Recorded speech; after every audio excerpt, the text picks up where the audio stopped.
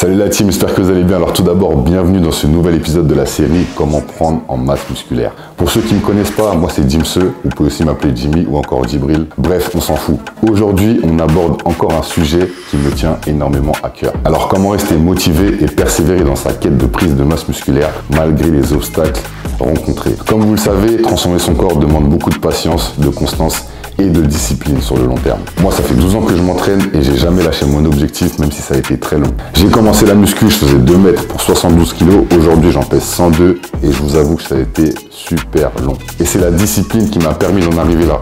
Malgré les critiques, malgré les blessures, malgré la maladie, malgré mes horaires de travail qui étaient parfois compliqués, j'ai jamais lâché et je vais vous donner toutes les astuces pour maintenir vos efforts, même quand vous êtes découragé. C'est parti la team, let's go!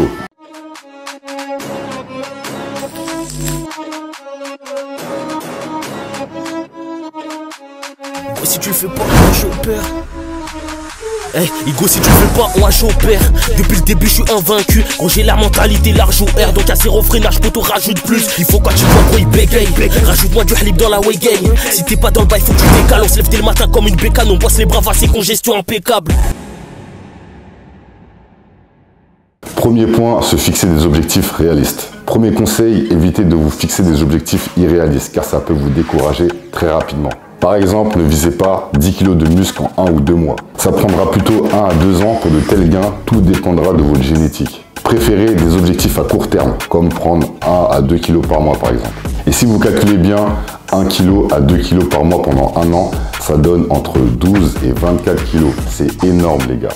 Ces petites victoires régulières vont vous donner satisfaction et vont vous motiver à continuer. Vous devez réajuster vos objectifs selon vos résultats pour qu'ils restent motivants. Et surtout, ne vous comparer à personne. La génétique joue un rôle très important en musculation, surtout quand on cherche à prendre du muscle.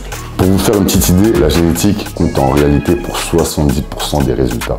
Donc si votre voisin a une meilleure génétique que vous, vous pouvez faire tous les efforts du monde. Il ira 1 fois, 2 fois, 3 fois, 4 fois, même 5 fois plus rapidement que vous. Et ça, même s'il s'entraîne moins que vous et qu'il mange de la merde tous les jours.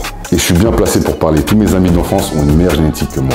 Je me rappelle de mon meilleur pote à l'ancienne, j'avais commencé la muscu genre 1 an avant lui. Du coup, 1 an après que j'avais commencé la muscu, il avait commencé et genre en 1 mois il m'avait rattrapé. J'étais choqué de ouf. J'ai aussi des potes qui sont venus au monde en étant déjà là, genre ils étaient déjà musclés. Genre des pecs, des abdos, des épaules bien rondes alors qu'ils sont même pas allés à la salle une fois dans leur vie. Personnellement, ça m'a pas découragé parce que j'étais conscient de l'importance de la génétique dans la musculation. Au contraire, ça m'a motivé à m'entraîner plus qu'eux, à manger mieux qu'eux et à ne jamais rien lâcher. Aujourd'hui, ces mêmes personnes ont un physique lambda car ils n'étaient pas vraiment passionnés de musculation. Ils ont pratiqué de la musculation intensément pendant 1 à 2 ans et ensuite ils se sont reposés sur leurs acquis. Mais le truc c'est qu'à 30 ans, si tu t'entraînes pas et que tu manges de la merde tous les jours, c'est pas ta génétique qui va te sauver. Finalité de l'histoire, aujourd'hui j'ai un meilleur physique que mes potes car j'ai été plus persévérant. Et c'est ça le plus important. On peut tous être bien à 20 ans, mais quand on est bien à 30 ans, c'est encore mieux. Alors ne regardez pas les autres et restez concentrés sur vous.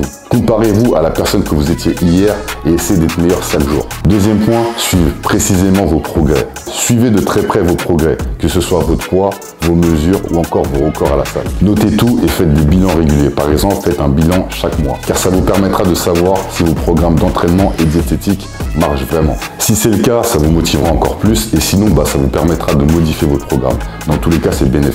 Parce que imaginez, si vous suivez un programme diététique et sportif, comment vous allez savoir qu'il marche vraiment? Encore pire, peut-être que ce programme va marcher et que vous vous en rendrez même pas compte parce que vous regardez tous les jours et que vous êtes dur avec vous-même. Sachez une chose, il est possible d'avoir des résultats sans que le poids bouge sur la balance. Vous pouvez prendre du muscle et perdre du gras simultanément, ce qui fait que vous pouvez croire que votre corps ne bouge pas alors que si. Alors si vous notez rien, que vous ne prenez pas vos mesures et que vous surveillez juste votre poids sur la balance, vous allez être découragé car vous allez penser que vous ne progressez pas. Prenez des photos régulièrement pour comparer votre évolution visuelle en musculature. Ce suivi strict vous aidera à ne pas lâcher et vous motivera encore plus. Et en plus, ça vous permettra de faire un joli avant-après que vous pourrez montrer à vos amis, à votre famille ou encore à votre communauté sur les réseaux sociaux. Qui sait, peut-être que quand vous allez publier votre avant-après, votre compte va exploser et vous allez pouvoir devenir influenceur sur Instagram.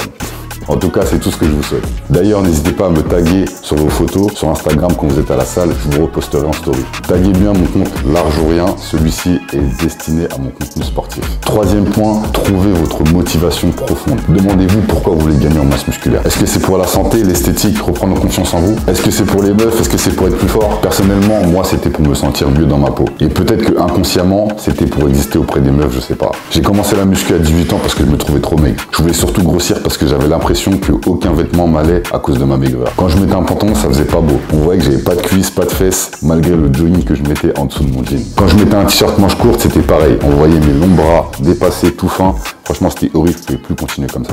Bref, je peux vous dire que maintenant, je suis réellement épanoui car je me sens bien dans ma peau. Et sans prétention, le fait d'avoir pris du poids m'a permis d'apprécier les vêtements sur moi et d'être plus confiant. Donc, on peut dire que j'ai commencé la muscu pour me sentir mieux dans ma peau. Et maintenant, sachez que ce qui me motive le plus, c'est sur l'aspect santé. J'ai eu des problèmes de cœur, j'ai eu une sténose de la veine pulmonaire, je suis allé à l'hôpital 2 fois. Donc, je me dis que j'ai pas le droit à l'erreur et que je dois avoir une hygiène de vie irréprochable. Car je me dis que si à mon jeune âge, j'ai déjà connu 2 problèmes graves, je me demande ce que ce sera dans 20 ans si j'ajoute à ça une mauvaise hygiène de vie. Bref, identifiez les raisons essentielles qui vous ont poussé à réaliser cette transformation physique. Et rappelez-vous de cette motivation lorsque vous avez envie de baisser les bras. Votre but final vaut tous ces efforts. Vaut mieux essayer que de rien faire et avoir des regrets après, parce qu'il n'y a rien de pire que des regrets dans la vie. Quatrième point, s'entourer de bonnes personnes. Entourez-vous de personnes positives qui vous soutiennent et qui croient en vous, que ce soit vos proches ou des amis sportifs. Si vous n'avez pas d'amis sportifs, n'hésitez pas à vous faire des amis à la salle. En plus, à la salle, c'est hyper facile de se faire des potes. Déjà, quand on vient souvent à la salle et qu'on croise souvent les mêmes personnes, naturellement, on commence à leur dire bonjour. Et à partir de là, ça devient facile. Ils ne trouveront pas ça bizarre si vous les abordez. Un truc simple que vous pouvez faire, c'est aborder une personne que vous voyez souvent à la salle pour lui proposer de vous faire un entraînement ensemble, un de ces 4. Je sais que vous allez rigoler, mais sachez que ça marche. Moi, je me suis fait plein de potes comme ça à la salle. Par contre, choisissez une personne qui a à peu près le même niveau que vous. S'il y a une trop grosse différence de niveau entre vous, cette personne n'aura aucun intérêt à s'entraîner avec vous et pensera même que vous êtes en train de gratter des services de coach sportif. Donc voilà, choisissez une personne qui a à peu près le même niveau et avec qui vous avez déjà échangé quelques mots auparavant. Bref, faites-vous des amis qui ont le même objectif que vous. Leur présence dans votre quotidien vous aidera à ne pas lâcher votre objectif. Comme je dis souvent, votre entourage vous influence. Ok la team, nous arrivons à terme de cet épisode consacré à la motivation. J'espère que mes conseils vous aideront à maintenir le cap vers votre transformation physique. Donc, gardez en tête votre objectif de devenir large, suivez précisément vos projets et entourez-vous de personnes qui sont comme vous pour rester motivés. Du coup les amis, on n'oublie pas de s'abonner, de liker et d'activer la cloche de notification. On n'oublie pas le petit jeu concours que j'ai mis en place pour ceux qui ne savent pas. Parmi les personnes qui commenteront dans les 30 minutes de chacune de mes vidéos YouTube, dont celle-ci, une personne remportera un t-shirt Large ou Rien et un shaker large.